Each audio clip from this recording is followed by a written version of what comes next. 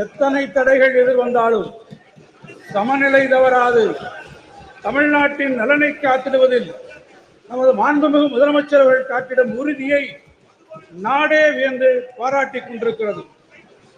எனது உரையின் முன்னோட்டமாக வங்கக்கடலை நோக்கி கம்பீரமாக வீற்றிருக்கும் நூற்றாண்டு கண்ட இந்த சட்டமன்ற பேரவையின் வழிகாட்டுதலோடு தமிழ்நாடு புரிந்த சாதனை வரலாற்றை விவரிக்க